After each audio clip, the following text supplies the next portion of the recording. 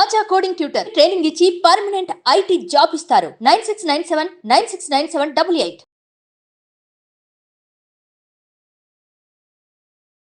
నమస్కారం, welcome to Suman TV. నేను గీతాంజలి. 2025వ సంవత్సరం వచ్చేసింది. మరి ద్వాదశ రాశుల్లో జన్మించిన వారి జాతక ఫలితాలు ఏ విధంగా ఉండబోతున్నాయి? మెరుగైన ఫలితాల కొరకు ఎటువంటి పరిహారాలు వారు చేసుకోవాలి? మంచిగా ఉన్న రాశులు ఏవి, అంటే మంచి ఫలితాలను ఇచ్చేటువంటి రాశులు ఏ ఉన్నాయి, అలాగే చెడు ఫలితాలు ఏ రాశులు వారు అందుకోబోతున్నారు, ఈ వివరాలన్నీ ఇవాళ వీడియోలో నేను మీకు వివరిస్తాను. వివరించేందుకు ప్రస్తుతం మనతో పాటు ఉన్నారు ప్రముఖ జ్యోతిషులు బ్రహ్మశ్రీ నందిబట్ల శ్రీహరి శర్మ గురువు గారు. వారితో మాట్లాడదాం. గురుగారు నమస్కారం అండి. వాగర్థ వివ సంపృక్తౌ వాగర్థ ప్రతిపత్తయే జగతః పితరౌ వందే పార్వతీ పరమేశ్వరౌ. సదాశివ సమారంభాం శంకరాచార్య మధ్యమాం అస్మదాచార్య పర్యంతం వందే గురు పరంపరాం. ఆదిత్యాయ చ సోమాయ మంగళాయ బుధాయ చ గురు శుక్ర శనిభ్యశ్చ రాహవే కేతవే నమః. శృంగేరి జగద్గురు పీఠాధిపతులకి, కంచి పీఠాధిపతులకి నమస్కారములు తెలియచేసుకుంటూ కార్యక్రమాన్ని ప్రారంభిద్దాం. వీక్షించేటువంటి సుమన్ టీవీ ప్రేక్షకులకి గమనిక, ఇప్పుడు మనం చెప్పుకోబోయేటువంటి రాశి ఫలాలు ఏవైతే ఉన్నాయో అవన్నీ కూడా ఆంగ్ల నూతన సంవత్సర గమనాన్ని దృష్టిలో పెట్టుకుని జనవరి 1వ తారీఖు నుంచి డిసెంబర్ 31వ తారీఖు వరకు మాత్రమే ఉన్నటువంటి గ్రహాల స్థితిగతులను బట్టి వివిధ రాశుల వారికి ఏ విధంగా ఉండబోతుందో తెలుసుకుందాం. మనకు సాంప్రదాయానుసారంగా వచ్చేటువంటి ఉగాది నుంచి ప్రారంభమయ్యేటువంటి రాశి ఫలితాలని, అనగా వచ్చే విశ్వావసునామ సంవత్సరానికి సంబంధించి ఉగాది ప్రారంభమయ్యడానికి అంటే ముందుగా మళ్ళీ ఆ యొక్క ఉగాది సందర్భంగా మళ్ళీ వివిధ రాశుల వారికి సంబంధించి రాశుల ఫలితాలు ఇవ్వడానికి ప్రయత్నం చేస్తాను. కాబట్టి ఇటువంటి దాంట్లో ప్రపంచమంతా అంగీకరిస్తున్నటువంటిది 2025 నూతన సంవత్సరం. అదేవిధంగా మనము కూడా ఆంగ్ల నూతన సంవత్సరం అనేటువంటి భావనతో ఈ యొక్క కార్యక్రమం చేస్తున్నాం. అదే ఉగాది నాడైతే మార్చి 29వ తారీఖు నుంచి మళ్ళీ 2026-28 వరకు ఉండేటువంటి గమనం వరకు ఉండేది చెప్పేటువంటిది. అవి మనం మరియు వీడియోలో తెలియజేసుకుందాం. అదే అడగబోతున్నాను గురుగారు. అంటే సాధారణంగా ఒకటే ప్రశ్న అడుగుతారు, ఉగాది కదా అసలు చెప్పాలి జాతక ఫలితాలు అనేవి, ఈ లోపు ఏంటి అంటే ఒక సాంప్రదాయంగా అది కొనసాగిపోతుంది. అంటే మనకేమని చెప్పబడింది అంటే, ధర్మం ఏం చెప్పబడింది శాస్త్రంలో అంటేనమ్మా, ప్రపంచమంతా ఏది ఒక విషయం గురించి ఒక తాటి మీద ఉంటుందో అది ధర్మమే కూర్చుంటుంది, శాస్త్రమే కూర్చుంటుంది. ఇక మరి ద్వాదశ రాశుల వారి జాతక ఫలితాలు తెలుసుకుందాం. ముందుగా గ్రహస్థితులు ఏ విధంగా ఉన్నాయో తెలియచేస్తారా? జనవరి 1, 2025 నుంచి. ఇక గ్రహస్థితిలో గనక గమనించుకున్నట్లయితే ముఖ్యంగా గురువు 9th మే వరకు కూడాను ఈ వృషభ రాశిలో సంచారం చేస్తున్నాడు. 9th మే నుంచి మిథున రాశిలోకి సంచారం, 9th మే నుంచి సెప్టెంబర్ 27వ తారీఖు వరకు. ఇక సెప్టెంబర్ 28 నుంచి నవంబర్ 11వ తారీఖు వరకు కర్కాటక రాశిలో. ఇక నవంబర్ 12వ తారీఖు నుంచి డిసెంబర్ 28 వరకు కర్కాటక రాశిలోనే వక్రీకరించే స్థితి పొంది ఉండడం. ఇక శని భగవాన్ల వారిని కనుక చూసుకున్నట్లయితే 15 ఏప్రిల్ వరకు కుంభరాశిలో సంచారం చేస్తున్నారు. 16 ఏప్రిల్ నుంచి అక్టోబర్ 9వ తారీఖు వరకు మీనరాశిలో సంచారం. ఈ మధ్య కాలంలో జూలై 8వ తారీఖు నుంచి వక్రీకరించి మీనరాశిలోనే సంచారం చేస్తున్నాడు.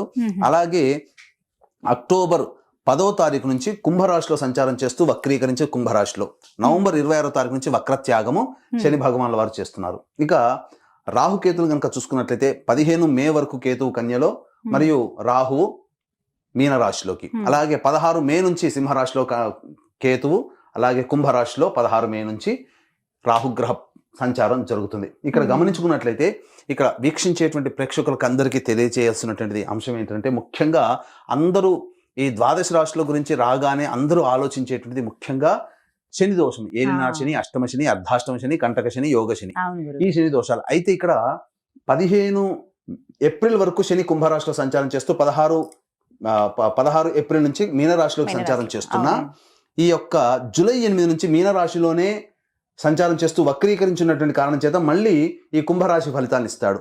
అక్టోబర్ 10న కుంభరాశిలోనే వక్రీకరించి ఉన్నటువంటి స్థితిగతుల చేత ఏమవుతుంది, మళ్ళీ మకర రాశి ఫలితాన్ని శని భగవానులు ఇస్తారు. కాబట్టి అర్థం చేసుకోవాల్సినటువంటి అంశం ఏంటంటే, ఎవరికి కూడాను ఈ సంవత్సరం శని భగవానుడు యోగదాయకంగా పూర్తిగా లేడు. 12 రాశుల వారికి అష్టమ శని, అర్ధాష్టమ శని, కంటక శని, యోగ శని, దాంపత్య శని, ఈ రాశుల ఈ యొక్క దోషాల శని దోషాలు ఏదో ఒక సందర్భంలో కొన్ని నెలల పాటు అందరూ రాశుల వారు అనుభవించాల్సిందే తప్ప ఇక్కడ ప్రత్యామ్నాయము లేదు. కాబట్టి ఇక కుంభరాశి వారికి ఏలినాటి శని వెళ్ళిపోతుందని సంతోషం కానీ, ఈ యొక్క సంబంధించి మకర రాశి వారికి ఏలినాటి శని వెళ్ళిపోతుందని సంతోషం కానీ, లేకపోతే కర్కాటక రాశి వారికి అష్టమ శని దోషం పోతుందని కానీ భావించాల్సిన అవసరం లేదు. వృశ్చిక రాశి వారికి అర్ధాష్టమ శని దోషం పోతుందని కూడా భావించాల్సిన అవసరం లేదు. ఎందుకంటే శని మళ్ళీ రుజుమార్గంలో వెళ్ళి మళ్ళీ వక్ర మార్గం చేత వక్రగతిన సంచారం చేస్తున్నటువంటి కారణం చేత 12 రాశులు శని ప్రభావానికి గురవుతాయి. కాబట్టి ఈ సంవత్సరం అన్ని రాశుల వారు శని దోష పరిహారములు ఖచ్చితంగా చేసుకోవలసినదే, అందులో సందేహం లేదు. గురుగారు, గ్రహస్థితులు ఏ విధంగా ఉన్నాయో తెలియజేశారు. మరి సింహరాశి వారి జాతక ఫలితాలు ఏ విధంగా ఉన్నాయో తెలియజేస్తారా? వీక్షించేటువంటి సుమన్ టీవీ ప్రేక్షకులకి ఈ యొక్క 2025 సంవత్సరంలో జనవరి 1వ తారీఖు నుంచి డిసెంబర్ 31వ తారీఖు వరకు సింహరాశి వారికి ఏ విధంగా ఉండబోతుందో తెలుసుకుందాం. ముందుగా గమనించుకున్నట్లయితే ఈ యొక్క సింహరాశిలో జన్మించినటువంటి వ్యక్తులకి 9 మే వరకు గురువు వృషభ రాశిలో నవమ స్థానంలో సంచారం చేస్తూ ఉండడం, దశమ స్థానంలో సంచారం చేస్తూ ఉండడం, అలాగే 9 మే నుంచి సెప్టెంబర్ 27 వరకు లాభస్థానంలో సంచారం, మళ్ళీ సెప్టెంబర్ 28 నుంచి నవంబర్ 11 వరకు కర్కాటకంలోనే. మళ్ళీ ఇక్కడ గమనించుకున్నట్లయితే ప్రధానంగా ఈ యొక్క ఇటు శని బలము మరియు గురు బలము తక్కువగా ఉన్నటువంటి కారణం చేత కొన్ని ఇబ్బందికర పరిస్థితులు అనేటువంటివి ఈ సింహరాశిలో జన్మించినటువంటి వారు ఈ సంవత్సరం ఎదుర్కోబోతున్నారు. కాబట్టి ఇబ్బందులు అనేటువంటివి ముందుగానే మనకు ఉన్నాయని తెలుసుకున్నప్పుడు దాని నుంచి ఎలా బయటపడాలో అనేటువంటి ఆలోచనతో క్రమశిక్షణతో గనక ఉన్నట్లయితే ఈ సింహరాశి వారికి ఈ యొక్క 2025 సంవత్సరం అంతా కూడాను ఆనందదాయకంగా ఉంటుందని చెప్పవచ్చు. అయితే ఇక్కడ గమనించుకున్నట్లయితే ప్రధానంగా మార్చి 30వ తారీఖు వరకు గురువు వక్రీకరించి ఉండడం, నవమ స్థాన ఫలితాన్ని ఇవ్వడం, తద్వారా ఏమవుతుంది, ప్రధానంగా విదేశీ యానానికి సంబంధించి చేయ ప్రయత్నాలన్నీ కూడాను కొలిక్కి వస్తాయి. విదేశీ విద్య లేదా విదేశంలో ఉద్యోగం కోసం ప్రయత్నం చేసే సింహరాశిలో జన్మించినటువంటి వాళ్ళకి అంతా శుభకరంగా ఉంటుందని చెప్పవచ్చు. ఇక దశమ స్థానం ఉన్నటువంటి సంచార ప్రభావం చేత ఎప్పుడు ఏప్రిల్ 1వ తారీఖు నుంచి 9 మే వరకు కూడా దశమ స్థానంలో సంచారం చేస్తుండడం. కాబట్టి ఈ యొక్క సింహరాశిలో జన్మించినటువంటి ఉద్యోగస్తులు ఎవరికైతే ఉంటారో వాళ్ళకి సాధారణమైనటువంటి ప్రమోషన్స్తో కూడుకున్నటువంటి బదిలీలు కానీ, లేకపోతే ఈ యొక్క ప్రమోషన్స్ అనేటువంటివి, కొత్త బాధ్యతలు అనేటువంటివి ఈ 1 ఏప్రిల్ నుంచి 9 మే వరకు మధ్యకాలంలో మీకు ఏర్పడతాయని చెప్పవచ్చు. ఇక 9 మే నుంచి సెప్టెంబర్ 27వ తారీఖు వరకు లాభస్థానంలో గురు సంచారం చేస్తున్నటువంటి ప్రభావం చేత మనం లాభం అంటే యోగదాయకంగా ఉంటుంది అనుకుంటాం. కానీ కొన్ని విపత్కర పరిస్థితులు గురుగ్రహ ప్రభావాలను ఎదుర్కోవాల్సి వస్తుంది. అంటే ఏమవుతుంది, ఉద్యోగంలో చేసేటువంటి వాళ్ళైతే అధికారుల యొక్క ఆగ్రహాలకు గురవడం, అలాగే తోటి ఉద్యోగస్తులు సహకరించకపోవడం, అలాగే వ్యాపారస్తులైతే కస్టమర్స్ వల్ల ప్రభావాలు ఎక్కువగా ఇబ్బందులు పడుతూ ఉండడం, అలాగే వృత్తుల్లో ఉన్న వాళ్ళైతే సహాయ సహకారాలు, పెద్దల యొక్క సహాయ సహకారాలు రాకపోవడం, అనుకున్నటువంటి పనులు, పెద్దవాళ్ళ నుంచి కావాల్సినటువంటి పనులు అన్నీ కూడాను డిలే అవుతుండడం ఈ యొక్క సింహరాశిలో జన్మించినటువంటి ఉద్యోగస్తులు, వ్యాపారస్తులు, కుల వృత్తుల్లో ఉన్న వాళ్ళు గమనించవచ్చు. ఇక ప్రైవేట్ రంగంలో ఉన్నటువంటి వాళ్ళకైతే కూడా సాధారణంగా ఉద్యోగం కోసం ఎక్కువగా ప్రయత్నం చేయాల్సి వస్తుంది. నిరుద్యోగస్తులు బాగా కష్టపడితే తప్ప ఉద్యోగాన్ని సంపాదించుకోలేనటువంటి పరిస్థితి. సాధారణమైనటువంటి ప్రమోషన్స్తోనే ఈ యొక్క సింహరాశిలో జన్మించినటువంటి ఉద్యోగస్తులు ఉంటారని చెప్పవచ్చు. ఇక గమనించుకున్నట్లయితే ప్రధానంగా ఈ యొక్క శని ప్రభావం, శని 15 ఏప్రిల్ వరకు కుంభరాశిలో సంచారం చేస్తూ 16 ఏప్రిల్ నుంచి శని భగవానుల వారు అక్టోబర్ 9 వరకు మీనరాశిలో సంచారం చేస్తున్నాడు. కాబట్టి ఈ యొక్క సప్తమ శని నుంచి అష్టమ శని దోష ప్రభావం అనేటువంటిది 16 ఏప్రిల్ నుంచి ఈ యొక్క సింహరాశి వారికి ఏర్పడబోతుంది. అయితే అష్టమ శని దోషం వల్ల చాలా ఇబ్బందులు అనేటువంటివి ఉంటాయి. కానీ ఎక్కువ కాలం ఉంటుందా అంటే జూలై 8వ తారీఖు నుంచి మళ్ళీ వక్రీకరించి స్థితి పొంది ఉండడం, మళ్ళీ సప్తమ శని ప్రభావాన్ని కలిగి ఉండడం, తర్వాత అక్టోబర్ 10న కుంభరాశిలో సంచారం చేస్తూ వక్రీకరించి స్థితి పొంది ఉండడం, అక్టోబర్ 10వ తారీఖు నుంచి నవంబర్ 26వ తారీఖు వరకు ఉన్నటువంటి సమయం ఏదైతే ఉంటుందో ఈ యొక్క సింహరాశిలో జన్మించినటువంటి వారికి శని అనుకూలంగా ఉండేటువంటి సమయం ఈ సమయం మాత్రమే. మిగతా సమయంలన్నీ కూడాను ఇబ్బందికర పరిస్థితులు అనేటువంటి సింహరాశి వారికి గోచరమవుతున్నాయి. కాబట్టి మీరు ఏదైనా కానీ కింది వాళ్ళ సహాయ సహకారాలు కానీ, శని బలం ఉండి అనేక రకాలైనటువంటి అవకాశాలు ఏవైనా కావాలనుకునేటువంటి వాళ్ళు ముఖ్యంగా ఈ సంబంధించినటువంటి అక్టోబర్ 10 నుంచి నవంబర్ 26 మధ్యకాలంలోనే మీకు యోగదాయకంగా ఉంటుందని చెప్పవచ్చు. ఇక కేతువు ఎప్పుడైతే రాశిలోకి ప్రవేశం చేసి 16 మే నుంచి ప్రవేశం చేస్తాడో, అలాగే సప్తమ స్థానంలో రాహు ప్రభావం ఉంటుందో, ముఖ్యంగా చేసేటువంటి ప్రతి పనులు కానీ, ఎదుటి వాళ్ళ నుంచి సహాయ సహకారాలు పొందేటువంటి స్థితిగతులు కానీ 16 మే నుంచి కొంత తగ్గుముఖం పడతాయి. జీవిత భాగస్వామి, వ్యాపార భాగస్వాములతో పొరపచ్చాలు వచ్చే అవకాశం ఈ యొక్క సింహరాశిలో జన్మించినటువంటి వారికి 16 మే తర్వాత ఉంది. కాబట్టి జాగ్రత్తలు పాటించండి. ముఖ్యంగా ఈ రాశిలో జన్మించినటువంటి రాజకీయ ప్రముఖులు ఎవరైతే ఉంటారో వారు ప్రజాదరణ కోల్పోయే అవకాశాలు ఉంటాయి. కాబట్టి జనరంజకంగా ప్రజలకి అభిప్రాయం మేరకు నడుచుకోవడం ద్వారా మీ యొక్క సొంత అభిప్రాయం కంటే కూడా ప్రజాభిప్రాయాన్ని దృష్టిలో పెట్టుకుని రాజకీయ రంగంలో ఉన్నటువంటి వాళ్ళు గనక చేసినట్లయితే తప్పకుండా చాలా మటుకు ప్రజల యొక్క ఆదరణ పొంది దోషములు తగ్గుతాయని చెప్పవచ్చు. ముఖ్యంగా ఏదైతే గొప్ప పదవి కానీ లేకపోతే గొప్ప బాధ్యతలు కానీ ఆశిస్తుంటారో కొంత నిరాశ పడక తప్పదు అని చెప్పవచ్చు. ఇక ఈ యొక్క సింహరాశిలో జన్మించినటువంటి కళారంగంలో ఉన్నటువంటి వారు సినీ రంగము, టీవీ రంగము, అలాగే electronic and printing media, social media, ఇటువంటి రంగంలో నాటక వృత్తులు, సంగీతము, సాహిత్యము, సంబంధించినటువంటి నాటకాలు, వీటన్నిటిలో నాట్యములు, వీటన్నిటి వృత్తుల్లో అనగా కళారంగంతో సంబంధం ఉన్నటువంటి అన్ని వృత్తుల్లో ఉన్నటువంటి వాళ్ళకి ఆదాయం అంతంత మాత్రంగా ఉంటుంది. వచ్చిన ప్రాజెక్టులన్నీ దగ్గర దాకా వచ్చి వెనక్కి వెళ్ళిపోతాయి. అయితే చెప్పిన విధంగా అక్టోబర్ 10 నుంచి నవంబర్ 26 మధ్య కాలంలో మాత్రం మీరు సంవత్సరం అంతా ఇబ్బంది పడుతున్నటువంటిదంతా ఈ అక్టోబర్ 10 నుంచి నవంబర్ 26 మధ్య కాలంలో ఉన్నటువంటివి మీకు తొలగిపోతాయి అని చెప్పవచ్చు. ఇక గమనించుకున్నట్లయితే ప్రధానంగా ఈ యొక్క సంబంధించినటువంటి విద్యార్థులు బాగా కష్టపడితే తప్ప ఫలితాన్ని పొందలేనటువంటి పరిస్థితి. గురుగ్రహ ప్రభావము మనకు ఈ యొక్క సింహరాశిలో జన్మించినటువంటి వారికి సెప్టెంబర్ 27వ తారీఖు, మే 9 నుంచి సెప్టెంబర్ 27వ తారీఖు మధ్య కాలంలో అనుకూలంగా లేని కారణం చేత కొన్ని ఇబ్బందికర పరిస్థితులు. కాబట్టి విదేశీయానం, విదేశీ ప్రయత్నం చేసేటప్పుడు ఆచితూచి స్పందించండి. దైవానుగ్రహాన్ని పెట్టుకొని ఈ మే 9 నుంచి సెప్టెంబర్ 27 మధ్య కాలంలో కనుక మీరు ప్రయత్నం చేస్తే అనుకున్న విధంగా విదేశీయానము చేయవచ్చు. పరీక్షలలో కూడా ఎక్కువగా కష్టపడాలి. పోటీ పరీక్షలు మే 9 నుంచి సెప్టెంబర్ 27 మధ్య కాలంలో ఉన్నట్లయితే మీరు అంచనా వేసుకున్నటువంటి పోరాటం కంటే కూడా ఎక్కువగా పోరాడితే తప్ప మీరు అనుకున్నటువంటి ఫలితాలు పొందలేకపోతారు. జ్ఞాపక శక్తి కొంత తక్కువగా ఉండేటువంటి అవకాశం ఉంది. కాబట్టి ధ్యానం అలవాటు చేసుకునే ప్రయత్నం చేయండి. అయితే మే 9 లోపల ఏవైతే పోటీ పరీక్షలు ఉంటాయో వాటిట్లో మాత్రం మీరు సంపూర్ణమైనటువంటి విజయాన్ని పొందుతారని చెప్పవచ్చు.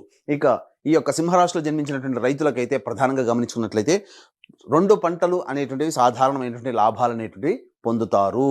కాబట్టి అత్యాశకు పోయి కొత్త పంటలు వేయడం లేదా కమర్షియల్ పంటలు వేయడం తద్వారా ఉన్న లాభం కంటే నష్టం ఎక్కువగా వచ్చే అవకాశం ఉంది. కాబట్టి తెలిసిన పంటలోనే మీరు పూర్వం వల్లనే మీరు వేసుకున్నట్లయితే ఈ యొక్క సంవత్సరం కొంతవరకు మీరు కష్టాలు నష్టాల నుంచి బయటపడవచ్చు అని చెప్పవచ్చు. అయితే ప్రధానంగా డబ్బులు అనేటువంటిది ఈ మే 9 నుంచి సెప్టెంబర్ 27 మధ్య కాలంలో ఎవరికి అప్పుగా ఇవ్వకండి.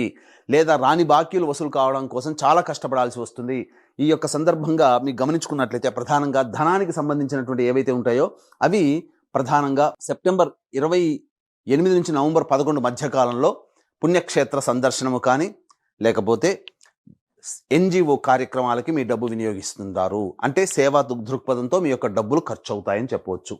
ఇక గమనించుకున్నట్లయితే ఈ యొక్క ప్రధానంగా మళ్ళీ నవంబర్ 12 నుంచి డిసెంబర్ వరకు కూడా కర్కాటకంలో వక్రీకరించినటువంటి కారణం చేత మే 9 నుంచి సెప్టెంబర్ 27 మధ్య కాలంలో ఎలాంటి పరిస్థితులు ఉంటాయో నవంబర్ 12 నుంచి డిసెంబర్ 28 వరకు కూడాను అలాంటి పరిస్థితులే మీకు ఉంటాయని చెప్పవచ్చు.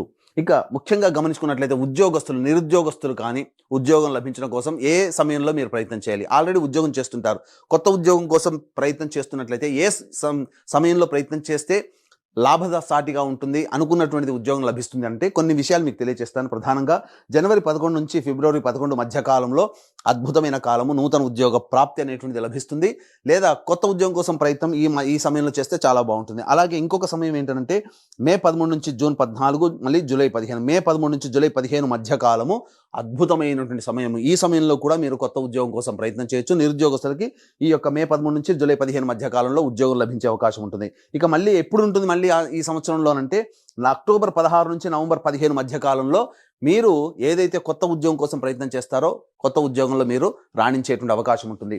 ఇక ప్రధానంగా ఎఫ్ఎంసీజీ రంగము, ఫుడ్ సంబంధించినటువంటి జనరల్ స్టోర్స్, రెస్టారెంట్ బిజినెస్, విద్యాలయ సంస్థలు నడిపేటువంటి వాళ్ళు, అలాగే జ్యువెలరీ రంగంలో ఉన్నటువంటి వారు, పూజా స్టోర్సు, పండ్ల వ్యాపారస్తులు, పికిల్ అనగా కర్రీ పాయింట్ నడుపుకునేటువంటి వాళ్ళు, తీర్థయాత్రలు చేసేటువంటి వాళ్ళు, ఇట్లాంటి వ్యవహారం, సూపర్ మార్కెట్ నడిపేటువంటి వాళ్ళు, ఎవరైతే ఫుడ్కు సంబంధించినటువంటి వ్యవహారంలో ఉన్నట్టున్నారో వాళ్ళు ఏదైనా వ్యాపార విస్తరణ చేయాలి అనుకున్నప్పుడు మీరు జనవరి 1 నుంచి మే 9వ తారీఖు లోపలనే మీరు ప్రయత్నాలు ప్రారంభించండి. తత్ఫలితంగా మీరు ఆ మే 9 తర్వాత చేసే ప్రయత్నాలన్నీ కూడాను మందకొడిగా సాగుతాయి. లాభం కంటే కొంత నష్టం కూడా చవి చూడాల్సి వస్తుంది. కాబట్టి మే 9 లోపలనే, జనవరి 1 నుంచి మే 9 లోపలనే ఈ రంగంలో, ఈ వృత్తుల్లో ఉన్నటువంటి వాళ్ళు తప్పకుండా ప్రయత్నం చేస్తే మీరు అభివృద్ధి బాటలో ఉంటారని చెప్పవచ్చు.